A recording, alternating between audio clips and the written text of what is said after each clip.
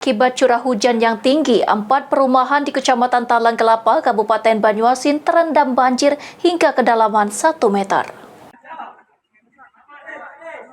Tingginya curah hujan serta tersumbatnya aliran sungai membuat 4 perumahan di Kecamatan Talang Kelapa, Kabupaten Banyuasin terendam air dengan ketinggian mencapai 1 meter. Akibatnya ratusan rumah milik warga terdampak dan aktivitas warga terganggu dengan adanya banjir. Sebagian warga memilih mengungsi ke tempat aman dan beberapa lainnya masih bertahan di rumah masing-masing, menjaga serta mengamankan harta benda mereka. Salinan Camat Talang Kelapa mengatakan saat ini warga yang terdampak banjir mendapatkan bantuan 2 perahu fiber dari BPBD Banyuasin untuk melakukan aktivitas dan telah berkoordinasi dengan puskesmas setempat untuk membuka posko bagi korban banjir untuk diberikan pertolongan. Salinan juga mengatakan masih mendata rumah warga yang terendam banjir untuk dilaporkan ke pemerintah Kabupaten Banyuasin agar warga yang terdampak mendapatkan bantuan. Ada beberapa titik banjir, pertama di perumahan Algoni, kemudian Tanah Mas Indah, kemudian di perumahan Citra Tanah Mas, juga Tanah Mas Indah,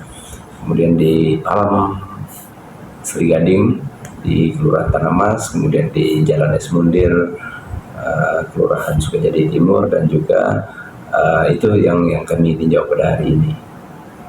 Itu sering terjadi Pak ya banjir itu? Banjir ini sering terjadi ketika memang musim hujan karena curah hujan yang lebat, kemudian juga karena mungkin saluran air diduga ada yang kurang lancar, baik sungai maupun saluran air yang lainnya. Jadi berapa keseluruhannya Pak korban banjir? Untuk secara keseluruhan untuk hari ini kami masih mendata, ya, karena kami menunggu laporan dari para lurah. Lebih lanjut, Salinan mengatakan pemerintah Kabupaten Banyuasin dan pemerintah setempat akan melakukan perbaikan aliran sungai yang menyebabkan sering terjadinya banjir di 4 perumahan di wilayah Kecamatan Talang Kelapa. Ridho Ilahi, PAL TV.